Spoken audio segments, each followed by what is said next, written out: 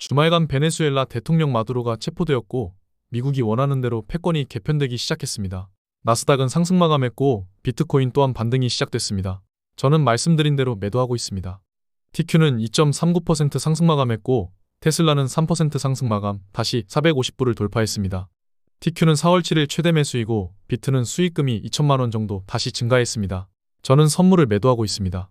미국이 베네수엘라를 공습했다고 밝힌 지 1시간 만에 마두로 부부가 생포되었습니다.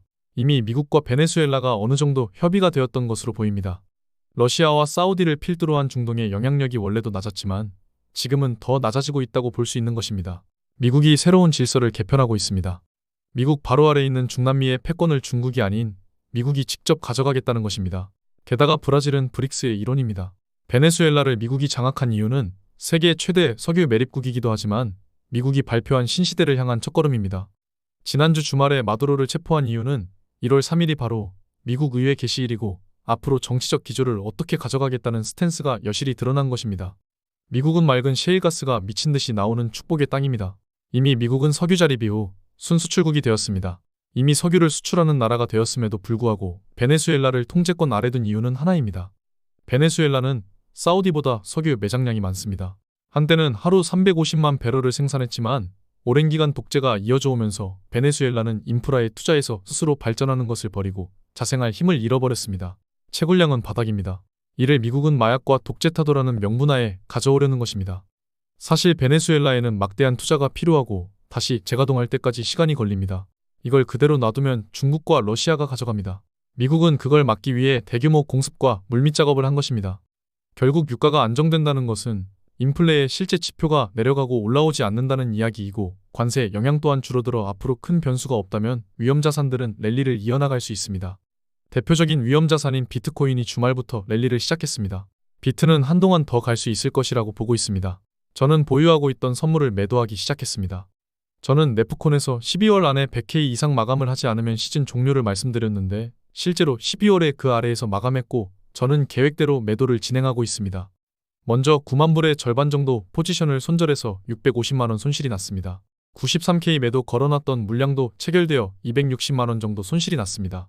최근 연준이 또 레포를 주입하면서 역대급 돈풀기를 시작했는데 이 고통의 시점이 끝난 것이라면 지금부터 다시 랠리를 시작해야 합니다. 연준 대차대조표 차트가 급격히 꺾여 올라간다는 것은 그만큼 자산을 사들인다는 것이고 이때부터는 비트코인이 랠리를 시작해왔습니다. 대표적으로 보는 지표 중에 하나가 비트파이넥스 롱 물량입니다. 그 물량들이 줄어들면 랠리가 시작되었습니다. 지금이 정확히 그 지점입니다. 롱 물량은 역대급으로 쌓였습니다. 지난 사이클들은 모두 이동평균선이 교차하면서 큰 하락을 만들었지만 지금은 터치하고 아직까진 상승 중입니다. 모두 사후적 평가지만 이 지점을 이탈하게 된다면 큰 하락은 불가피할 것으로 보이고 반대로 올라탄다면 다시 전고점을 향해 질주할 것입니다.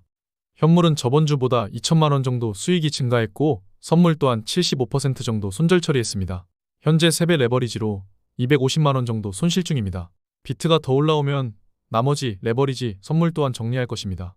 비트가 그 이후로 더 간다고 해도 기계적으로 정한 대로 진행할 것입니다. 제가 보는 비트코인 선물 차트입니다. 지금 모든 저항과 지지는 100K에 몰려있고 심지어 사람들이 많이 보는 50주선까지 걸쳐 있습니다. 그 부분이 가장 큰 저항이 될 것입니다. 대부분은 그 저항을 맞고 다시 내려갈 것으로 보고 있습니다. 저는 저항을 뚫으면 더 갈 것이고 뚫지 못하면 하락할 것이라고 보고 있습니다. 만약 저항을 뚫고 지지로 바뀐다면 그때 매도한 비중을 추가하면 됩니다. 모든 것은 대응입니다.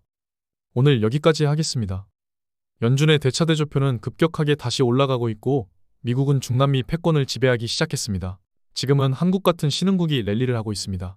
에브리띵 랠리입니다. 이럴 때는 6개월 뒤를 미리 준비해야 합니다. 반드시 또 기회는 올 것입니다. 저는 그 기회를 준비하기 시작했습니다. 함께 준비하시죠. 감사합니다. 지금까지 목숨 걸고 레버리지와 테슬라, 비트코인 투자하는 RS 미국 주식이었습니다. 감사합니다.